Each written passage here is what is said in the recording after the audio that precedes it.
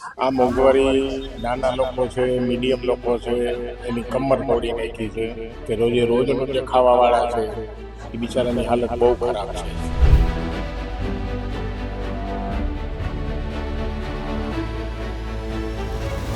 આમાં મરો અમારા જેવા છે. પૈસા વાળા પાસે પૈસો છે, માગી ખાય છે, ઉપાધિ નથી દીકરા.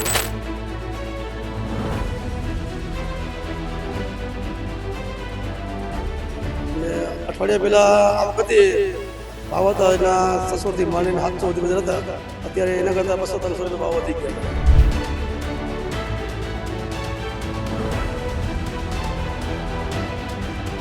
અમુક લોકો તો એક ટાણું જ જમે, બે વખત નથી જમતા, કારણ કે આ વખતની મર્યાદા છે.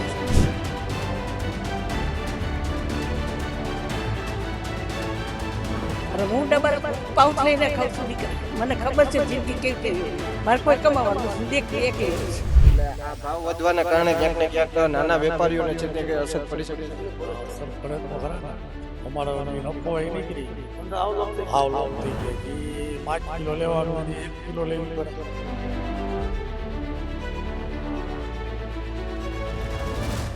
દિવસે ને દિવસે છે તે ભાવ વધારો છે તે જોવા મળી રહ્યો છે. પહેલા તેલના ભાવ વધ્યા હતા, ત્યારબાદ ખાંડના ભાવમાં વધારો જોવા મળી રહ્યો છે, અને હાલ હવે છે તે ડુંગળીના ભાવમાં છે તે ખૂબ જ વધારો છે તે જોવા મળી રહ્યો છે.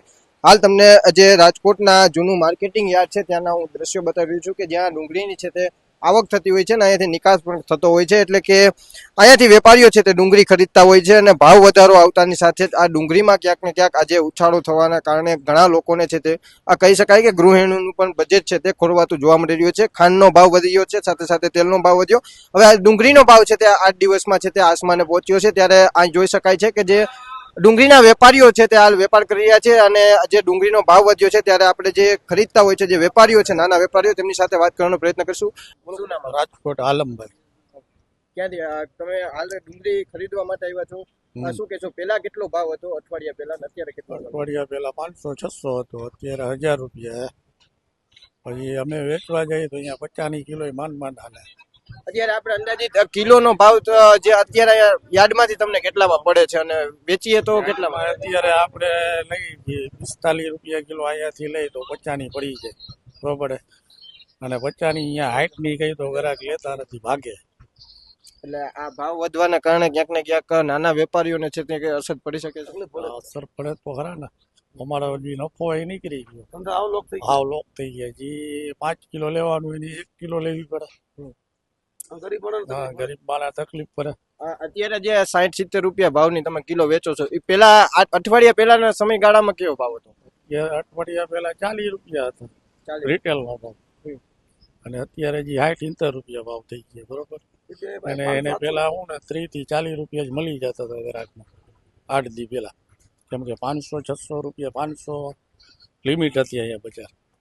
તમે દર વખતે ખરીદી કરવા માટે આવતા હોય છે, તમને શું લાગે છે આ વખતે આવક કેવી છે ડુંગળીની, અત્યારે હાલ કેવી જોવા મળી? થોડી ઓછી છે, લેવા વાળા વધારે, બહાર ગામના લેવા વાળા વધારે. એટલે હું ડુંગળી રોજે રોજ વેચાઈ જાય, નકર તો પડતર રહી જતી. નવી આવક ક્યારે થઈ શકે? નવી આવક નથી તો વાર લાગે, એ 2-3 મહિના થઈ જાય. શું લાગે છે હજી ભાવ વધારો થઈ શકે? વધારે થાય. જે પ્રમાણે અત્યારે બજાર હે, રોજે રોજ 50 નો સુધારો થાય.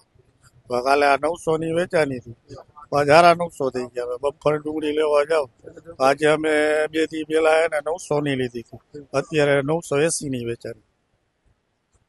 હવે વિચારી લીધું 2 દી 3 દી માં કેવો ઉછારો થયો, 4% નો ઉછારો. પેલા આજે તેલના ભાવમાં વધારો આવ્યો, પછી ખાંડના ભાવમાં, ડુંગળીના ભાવમાં, એટલે આમાં નાના વર્ગના લોકો હોય ને કેટલી તકલીફ માટે તો બહુ મુશ્કેલી છે.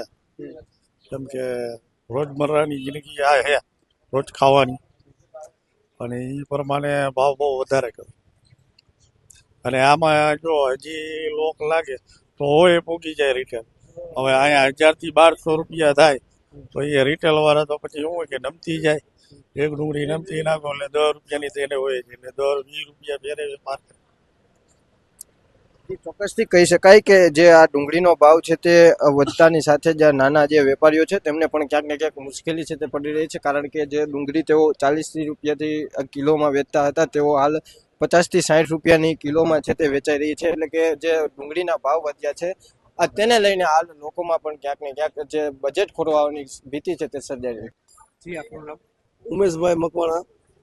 ઉમેશભાઈ, શું કહેશો? ડુંગળીની બજાર એક અઠવાડિયા પહેલા કહી હતી, આજે શું છે, શું કહેશો? અત્યારે ડુંગળીની પોઝિશન એવી છે કે બહુ હાઈસ ભાવ થઈ ગયા. 1000થી માંડીને 900 સુધીની બજાર થઈ ગઈ. બરાબર. એમાં જો ખેડૂતને તો ઠીક છે, પણ વેપારીને અને આમ લોકોને તકલીફ બહુ પડે ખાવાવાળાને. એક અઠવાડિયા પહેલા ઉમેશભાઈ ભાવ કેટલો તો ઓછામાં ઓછા કેટલા વધુમાં વધુ ને આજે પરિસ્થિતિ શું છે, આવક કેટલી છે, શું કહેશો? અત્યારે આવક છે 1500 કટરની આવક છે, અને અઠવાડિયા પહેલા આવક હતી, ભાવ હતા એના 600થી માંડીને 700 સુધી બજાર હતા. અત્યારે એના કરતાં 200-300 રૂપિયા ભાવ વધી ગયા હતા. એટલે એટલા વધી ગયા. એટલે આમ માણસોને ખાવામાં તકલીફ બહુ પડે એમ. એટલે અમે સરકારને વિનંતી છે કે ભાવમાં થોડું ટ્રેન લીધે તો સારું એમ. શું માનો છો ભાવ ઘટાડો ઉમેશભાઈ તમારા અંદાજ પ્રમાણે કે અનુભવ પ્રમાણે ક્યારે આપણે ત્યાં નવી આવક ખેતી ચાલુ થતી હોય, શું કહેશો? એ તો સરકાર કરે એવું થાય યાર. આમાં બીજાનું શું હાલે? કારણ કે ખેડૂતે આ લોકોની અરજી એવી કરે કે અમારે ભાવ દો. તો આમાં ભાવ દે તો આમ લોકો મરી જાય ખાવાવાળા. એટલે રેગ્યુલર ભાવ હોય તો એમ કે બધા માણસોને જીવન દોરી રહે. અને છૂટકમાં કેટલી વેચાતી હશે? છૂટકની પોઝિશન અત્યારે શું કે બહાર ગામનો વેપારી વધારે થઈ ગયા, એટલે છૂટકમાં વેપારીનો માલ ઓછો થાય છે. મારું નામ છે રાજેશ વોરા. રાજેશભાઈ, શું કહેશો? દિવસે ને દિવસે દરેક બાબતમાં મોંઘવારી થઈ રહી છે, શું કહેશો? આને કઈ રીતે આપ જોઈ રહી? આ મોંઘવારી નાના લોકો છે, મીડિયમ લોકો છે, એની કમર તોડી નાખી છે. કે રોજે રોજનું જે ખાવાવાળા છે એ બિચારાની હાલત બહુ ખરાબ છે. અને દરેક વસ્તુમાં જે ભાવ વધારો રોજે રોજ ડેઈલી એક વસ્તુની અંદર ભાવ વધારો થાય છે. પેટ્રોલ, ડીઝલ, ખાણી પીણી, તમામ વસ્તુઓ, કાચા જે માલ છે બધું, તુવેર દાળ, કઠોળ, કરિયાણું, એને લેવા માટે અને ખાવા માટે મુશ્કેલ થઈ ગયું છે. અમુક લોકો તો એકટાણું જ જમે છે, 2 વખત નથી જમતા, કારણ કે આવક એની મર્યાદિત હોય છે. એટલે આમાં સરકારે કંઈક વિચારવું જોઈએ કે ભાઈ આમાં રાશનિંગ બધું કરવું જોઈએ. અમુક લોકોને જે રાશન નથી મળતું એને પણ આમાં સમાવવા જોઈએ કે જેથી લોકો પોતાનું ગુજરાન ચલાવી શકે. જી આપનું નામ? સલીમભાઈ પટેલ. સલીમભાઈ, શું કહેશો? ડુંગળીના ભાવ એક અઠવાડિયા પહેલા કેટલા હતા અને હાલ કેટલા જોવા મળી રહ્યા છે? આ ભાવ વધારા પાછળનું કારણ શું છે સલીમભાઈ? પહેલા જે અઠવાડિયા પહેલા ભાવ હતો એ 700 રૂપિયાની અંદરમાં હતો. આજની તારીખમાં 1001ની ડુંગળી આજ વેચાણી છે યાર્ડની અંદર. એટલે આ માલ ઉપર અછત છે. નાસિકમાં બજાર બહુ ઊંચા થઈ ગયા છે, માલની આવક ઓછી થઈ ગઈ છે. અને છૂટકમાં ડુંગળી હાલ કિલોમાં 60 રૂપિયા, 60 રૂપિયાની કિલો તો જ પોવાય. એનું કારણ છે કે 55ની તો ઘરમાં પડી જાય, માથે 60% કમિશન છે, તોલાઈ, મજૂરી, માર્કેટ ફી, છકડાનું ભાડું, એ બધી કરતાં આમ વેપાર થાય ઓછો આમ. પણ સલીમભાઈ, આપણે વાત કરીએ તો ડુંગળી ક્યાંથી આવતી હોય છે અને શું કહેશો હવે નવો પાક ક્યારે આવશે ને આ ભાવ વધારા પાછળનું કારણ શું છે? એ હમણાં જે ડુંગળી આ 2 મહિના તો આ ભાવ રહેશે જ. નવી ચાલુ થાય ને પછી ભાવ ઉતરશે. પછી નવીને ઘણી વાર લાગશે, 2 મહિના જેવું થશે.